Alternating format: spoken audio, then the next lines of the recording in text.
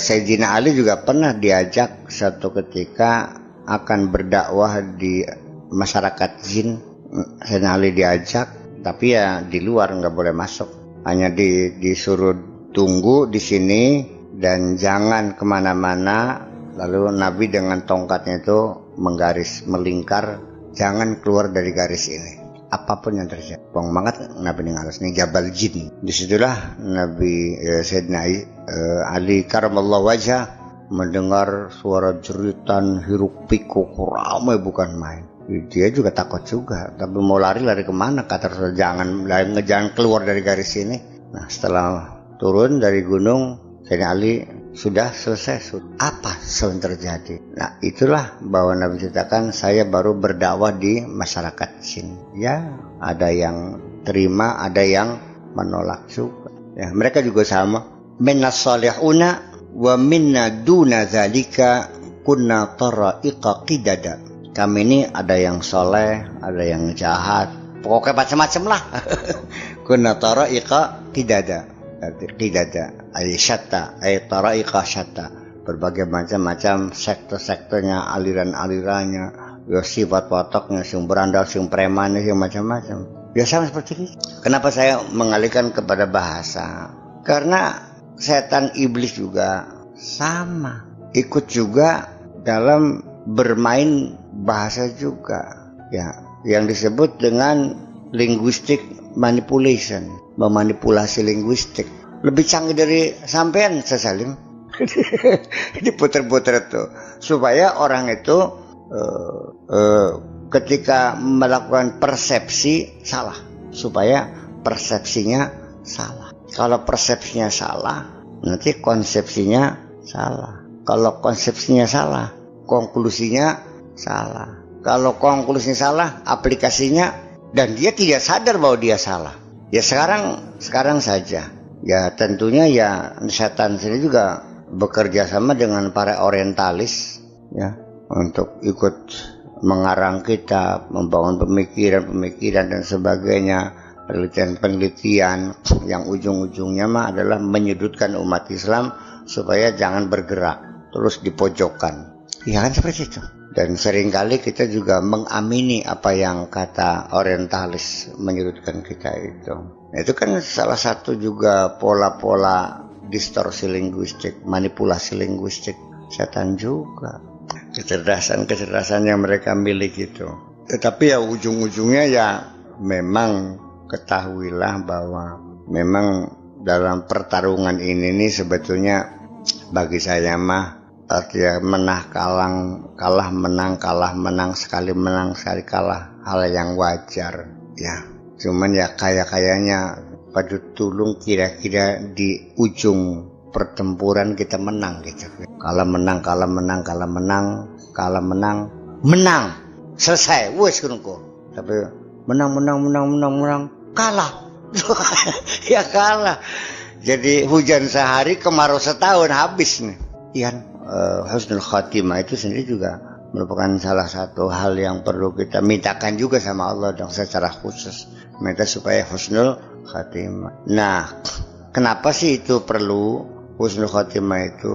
Karena satu, orang yang minta husnul khatimah itu meyakini dia banyak kalah. Iya kan? Dan dia tidak menjamin menang terus.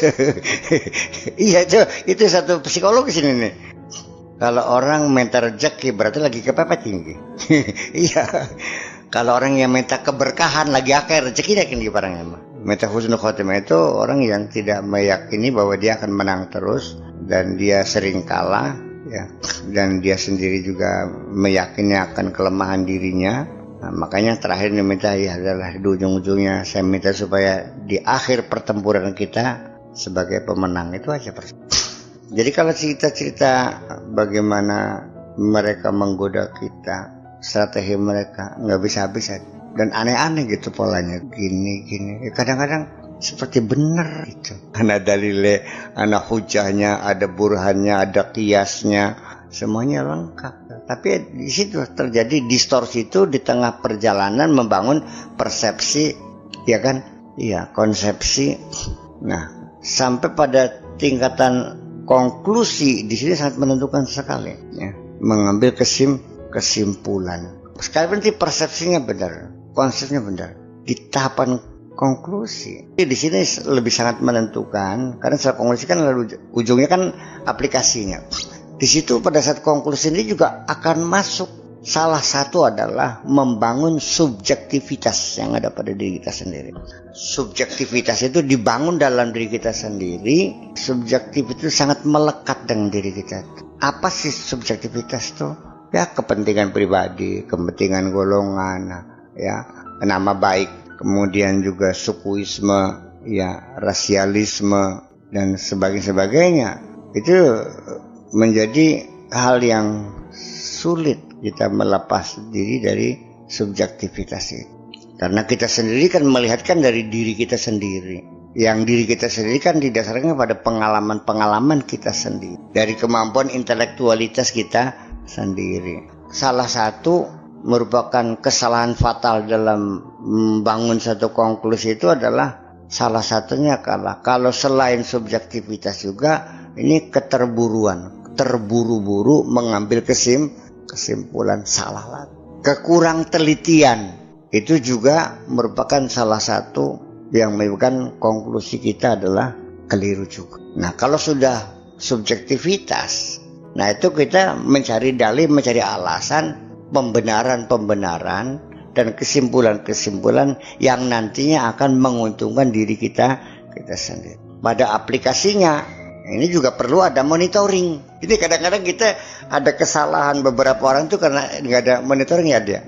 Iya, benar atau tidak pelaksananya ini? Karena tidak monitoring, akhirnya tidak sesuai dengan keputusan itu. Terjadilah distorsi, penyelewengan di lapangan. Monitoring yang kita lakukan itu adalah, saya kira simpel sajalah, artinya introspeksi, self koreksi, ya kan gitu. Siap menerima kritik dari teman, kan gitu. Membuka peluang, nanya sana, nanya sini, konfirmasi. Jangan take for granted, inilah yang benar. Orang yang berbeda salah, sesat. Ini kan terjadi seperti itu. Ya karena saya tahu persis kesulitan-kesulitan yang saya hadapi di dalam diri saya sendiri. Yang mungkin orang tidak tahu pertempuran apa dalam diri saya sendiri. Ya, yang jelas bahwa musuh yang saya hadapi mungkin lebih canggih daripada musuh yang Anda hadapi. Ya, memang di penghujungnya bahwa Anda itu mungkin kalah, mungkin menang. Bisa terjadi sering menangnya, bisa terjadi sering kalahnya. Never mind. Kesemuanya adalah wajar. Kalau masih ada perlawanan. Jadi ya memang bapak tua kamu juga dulu juga kalah aja, tergoda, terjebak. Hal adulluka ala syajaratil khuldi.